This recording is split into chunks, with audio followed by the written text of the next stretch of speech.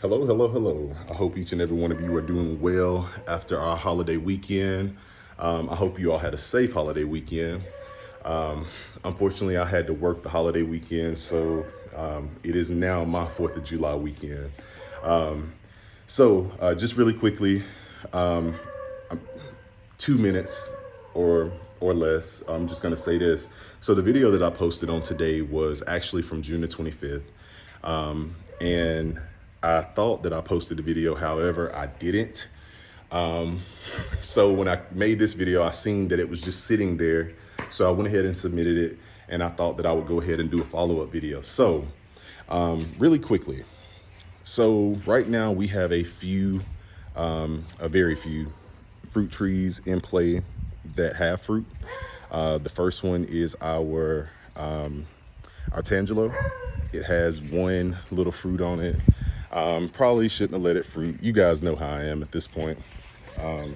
It's time to taste something. So hopefully it goes full term. If it doesn't, oh well, I tried. So this is our mini Tangelo. Doing extremely well. Extremely well. It always catches me off guard in the wintertime when I have to bring these trees into the garage. Because what ends up happening is when I'm walking into the garage, I really can see them for their full scale. So I don't really pay attention to them when I have them sitting out in front of the yard or whatever. But whenever I pull them in, I'm able to really see just how big they are. So moving right along, again, like I said, our fig tree is the one that's probably going to produce, I don't know, probably well over 200 figs for us at the end of this season. So moving right along, the big thing and the reason for this video is, you guys, I have been fertilizing organically pretty much since the very beginning. I have had to, at certain points, I've had to fertilize inorganically, the store-bought stuff that the pellets and stuff like that. At some points, very earlier on, when I really didn't know what was going on. But now what I do, and I dare you all to try it. What I have started doing is immediately after all of my trees lose their fruit. So the apple tree, since then, I went ahead and picked those apples. What happened, the ants, I'm always late to get my fruit. It looks like the ants enjoyed most of them, but you guys know how I am. I went ahead and cut the top off of it. I ate it. You guys, the Anna apples are really good. The Anna apples are really good. Obviously, I did the peach harvest. I went on to have more peaches from our Alberta peach tree. Like I said before, you guys, and I can't keep apologizing for it. If I'm busy, I'm busy. But I was so busy, I couldn't even really take out time to post those videos. However, I just wanted to let you all know the fruit harvest that we did get this year. Again, it was suffice.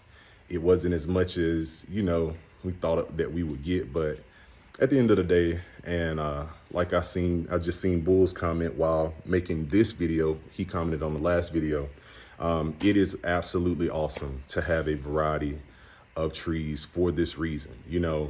This year we didn't get as many pears, or we didn't get any pears this year, but having our fig tree, having our peach trees, whereas they all didn't provide fruit.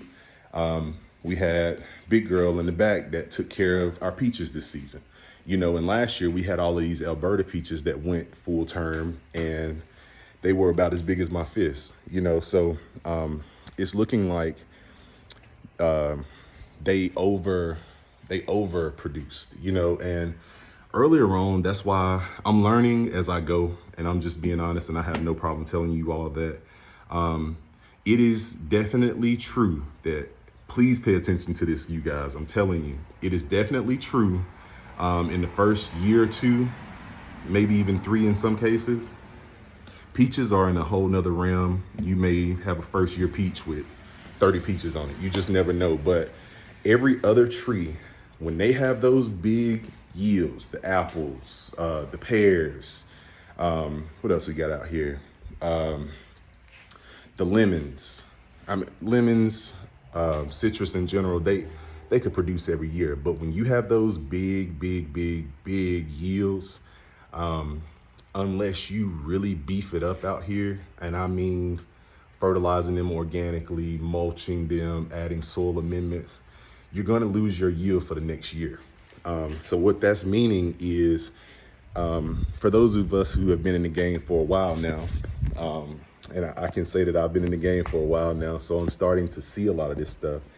One thing that I'm starting to notice is when you have big yields like that, your trees will start skipping years. So let me just show you what I'm talking about. Yeah, we had late freezes and all of that kind of stuff, but we did last year as well, and our trees did extremely well. So what that's meaning, what I'm trying to get to you all is, like our pear tree, for instance, it's big, it's beautiful, it's doing extremely well. I went ahead and mulched it up today. I have a python.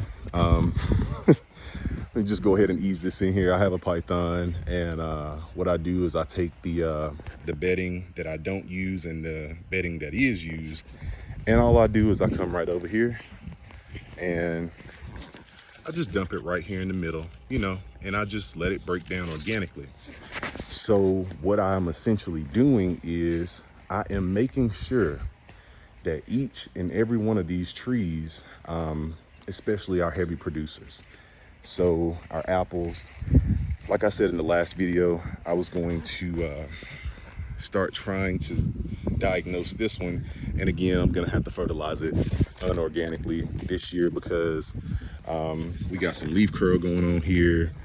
I'm gonna wait till the fall to spray it because I'm sure that foliar spray will absolutely eat up those leaves. Again, fertilizing and mulching extremely heavy. So what I did was I added some soil amendments down here, took a big bag of potting soil and I worked it into this soil. Then I put this on there. There's 4 layers. So there's a bottom layer of soil. Then there's the old stuff that came out of my snake's cage. Then I put dirt, then I put a top layer. So what that is going to essentially do is those little surface roots that run laterally, they are going to benefit heavily. So what that'll do is it'll slowly break down, it'll slowly leach into the soil, and it will provide those nutrients for the rest of the year. And those nutrients will be available first thing in the spring. So I have ordered some stuff from Amazon. I'm waiting on it to come. You guys, I'm about to go mulch crazy. The biggest thing that you want to do going into the fall is make sure you get on a consistent watering basis. For most of you, especially you guys in the South, and when I say the South, I mean East Texas all the way up the East Coast. Florida, you guys, y'all get so much rain it don't make sense. Alabama, Georgia, Mississippi, y'all get at least 50 inches of rain a year. But in the summertime, you know, some states go through a little level of drought or whatever, and we definitely are in critical stage. We have burn bans. A lot of people weren't able to shoot fireworks, and it's been so hot that we had some incidences even here locally where, you know, you got the fires out here on one of our lakes. A whole marina burned down. I don't know any more details than that. I pray to God everybody is okay. But it's just so hot it makes no sense. So you guys do your due diligence. But I just wanted to let you all know everything is everything. One last treat. Blaine has been absolutely blowing me up. And I don't mean no harm. But Blaine has been blowing me up about our banana. And for those of you who don't know, well, a lot of you don't know. I don't even think I said anything. I just kind of done it on a whim. Open my side gate real quick. So my AC is running. Obviously it's hot. So I'm gonna talk a little loud, but just bear with me. Again, you guys, I have not cut the grass because it is just so hot that I don't want to burn. If I cut it, I don't want my grass to burn up. That's my problem. So here's our Alberta after the fact. She is doing absolutely wonderful, as per always, moving right along. Not trying to show you peaches today, well, peach trees. So here we are. Now, here's our grand name. So what I'm doing essentially is I put these guys in the ground. I had our grand name in the house. This is the mother. It looks like she is on her last leg, if I just tell the honest to God truth. But she provided us with 1 pup, 2 pup. Is that all? Is that all? Yes, that is all. So they are 3 now. Again, you guys, please excuse my grass. I have let it grow up over here so that I will have some grass. So please bear with me. So again, here's our grand name, doing extremely well in all of its glory. So what I want essentially to happen with our grand name is, yes, for those of you who are wondering, it is going to die in the winter. No questions asked, it's gonna die. However, bananas are perennial, which means they come back every single year. What I'll do is I'll just mulch over the area extremely heavy, let that stuff break down. That way, whenever the spring rolls back around, boom, they're good to go. So again, a really quick update. You guys, now is the time to go ahead and start putting soil amendments.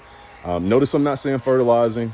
I'll let you guys do your own fertilizing remedies. I know some of us are inorganic. I know some of us are organic.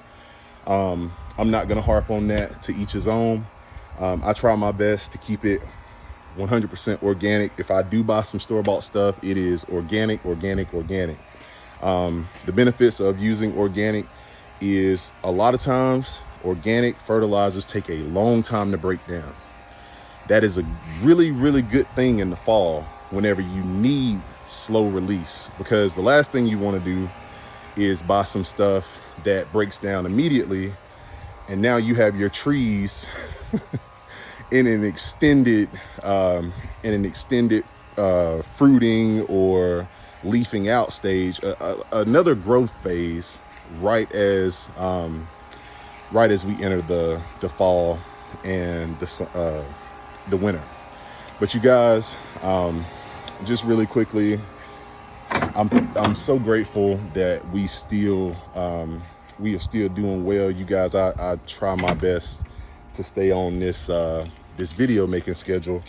But again, work, school, you guys get it. I hope you all get it. I'm fixing to let you all go. Thank you so much for viewing.